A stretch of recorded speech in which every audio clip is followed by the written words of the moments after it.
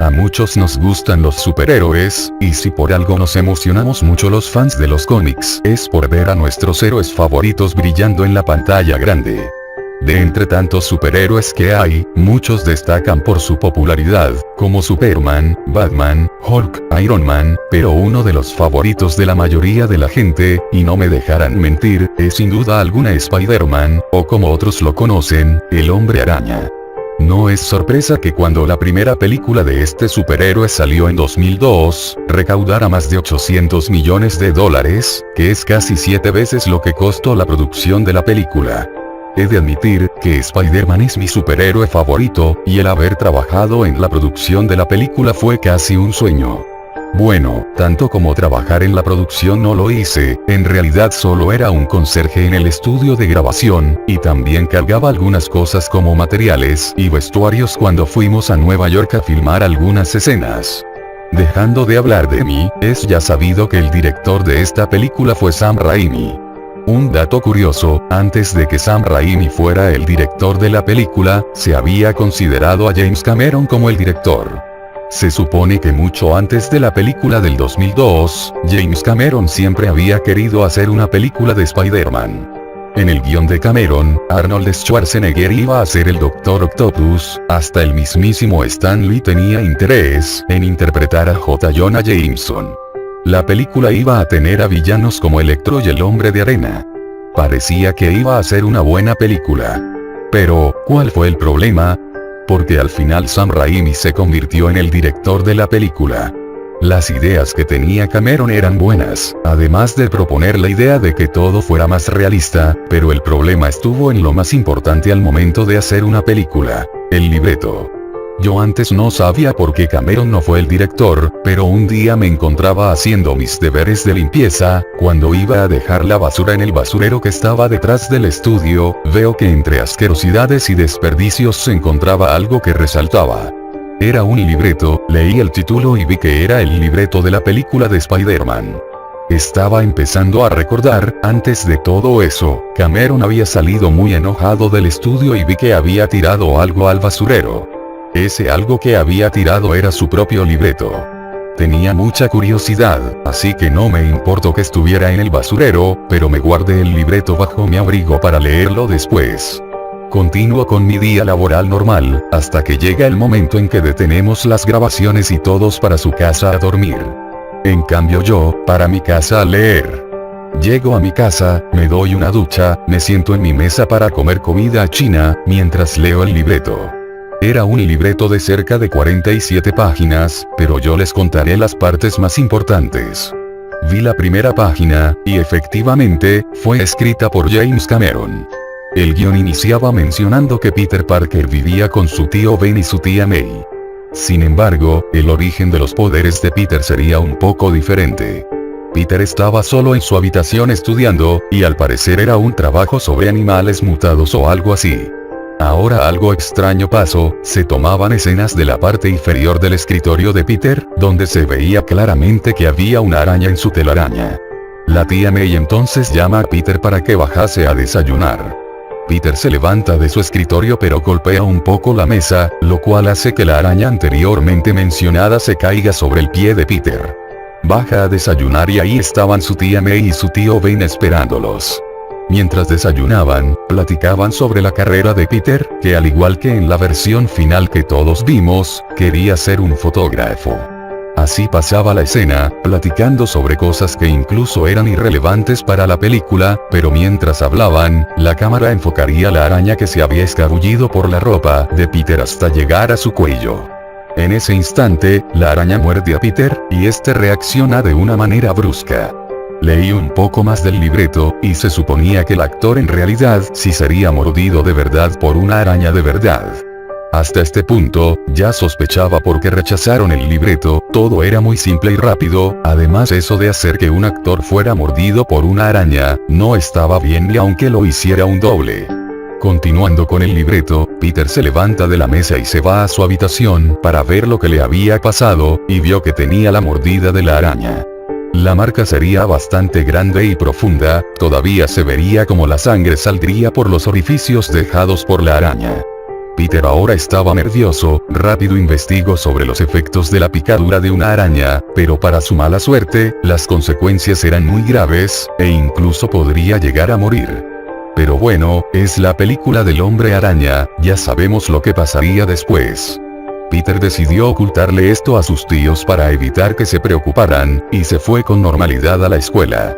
Estas escenas solo sirven para presentar a otros personajes como Harry, Mary Jane, Flash, etc. Después de un largo día en la escuela, Peter regresa a su casa, pero esta vez algo decaído, como si los efectos del veneno de la araña ya se estuvieran manifestando. Sus tíos vieron a Peter muy mal, tenía la piel muy pálida, bolsas debajo de los ojos, despeinado, y caminaba encorvado, es como si ya fuera un muerto viviente. La tía May, tratando de hablar con Peter, solo obtuvo que Peter la ignorara y se fuera directo a su habitación. Asumieron que simplemente estaba cansado, que al día siguiente estaría normal. La escena cambia a Peter en su habitación. Aquí Peter se tiraría a su cama, estaba completamente cansado, parecía que en cualquier momento iba a morir. Pronto, Peter simplemente se desmayó y quedó en un profundo sueño sobre su cama. En ese sueño, Peter estaría viendo cómo pasa una araña entre sus piernas. Luego fueron 2, 3, 5, 9, luego muchas arañas venían por montones una tras otra, llegaban a aparecer más de 1.000.000 de arañas, pasando a un lado de Peter como si fuera una de ellas. Y Peter no sentía miedo. Al contrario, se sentía a gusto con las arañas, y empezó a caminar con ellas. Peter despierta. Se había levantado temprano, todavía no sonaba la alarma de su reloj y sus tíos seguían durmiendo. Peter ahora se sentía mejor que nunca, pero quiso darse una ducha para poder reaccionar y calmarse por todo lo que pasó. Se vio en el espejo del baño. La picadura de la araña había cicatrizado, pero no desaparecido. Peter notó entonces que su vista también había mejorado, ya no necesitaba más sus lentes, su cuerpo estaba tonificado, su musculatura había aumentado, era un poco más alto, pero creo que la característica más notoria, era que su piel era más clara de lo normal, más bien estaba pálido, casi blanco. Todavía era muy temprano, pero Peter trató de volver a dormir. Se acostó en su cama tratando de recuperar el sueño, pero un grillo molesto lo interrumpiría. El sonido del grillo no le estaba dejando dormir, así que lo buscó por todo su cuarto. Cuando lo encontró, tenía planeado matarlo aplastándolo con un zapato, pero se detuvo por un segundo. Estaba viendo al grillo fijamente, sin hacer un movimiento. De pronto, como si su instinto se lo hubiera dicho, le lanzó una telaraña que salió de la muñeca de su mano, enredó al grillo, y se lo comió. De un solo bocado, como si de un dulce se tratase, metió el grillo envuelto en telaraña en su boca y se lo tragó. Después de haber hecho ese acto asqueroso, Peter se dio cuenta de lo que hizo y se asustó. No tuvo conciencia por aquel acto, y no pudo dormir el resto de la noche. Llegó el momento en el que tenía que ir a la escuela, sin embargo, sus tíos se percataron de los cambios físicos de Peter. La tía May le pregunta a Peter si está bien, si está enfermo o si tiene algo, porque se ve muy mal. Peter solo la ignora groseramente y se va a la escuela. Ahora pasan las escenas de Peter en la escuela y las escenas de cómo descubre sus poderes. Sin embargo, la actitud de Peter cambia a cómo avanzan las escenas. Adopta una personalidad algo fría, grosera, y sería, básicamente lo contrario a cómo se vería el verdadero Peter Parker. Ahora toca la escena donde Peter aprovecha sus nuevas habilidades para ganar en las luchas, porque aunque su personalidad haya cambiado, sigue enamorado de Mary Jane. Todo normal en esta escena. Peter gana en menos de 3 minutos, y no le dan el dinero completo. Pero cuando el sujeto del dinero no le da el premio completo, Peter lo agarra de la camisa, lo levanta, y lo amenaza con matarlo si no le da el dinero. El señor le da el premio completo, incluso un poco de dinero más, pero aún así Peter lo avienta contra la pared por la forma en la que se comportó con él. Peter sale del edificio y se dispone a irse a su casa. Entonces me percaté, el ladrón que roba el dinero y mata al tío Ben no aparece en la película. Estaba intrigado. ¿El tío Ben aparece el resto de la película, o muere de otra forma? Sigo leyendo el libreto. Cuando Peter sale del edificio se encuentra con el tío Ben al otro lado de la calle. El tío Ben lo empieza a regañar y a dar un sermón, porque Peter se había saltado todas las clases ese día. Peter le contestaba diciendo que se callara, que lo que dice pronto se le olvidará. El tío Ben le sigue regañando, y a Peter se le empieza a notar una cara de enfadado y cansado de que su tío lo sermonee. Mientras esto seguía, Peter volteó a ver a su alrededor y notó que no había nadie cerca, así que en un ataque de ira, golpeó al tío Ben. Le dio un golpe con tal fuerza en la cara que salió volando hasta el otro lado de la calle. Peter esta vez no estaba arrepentido.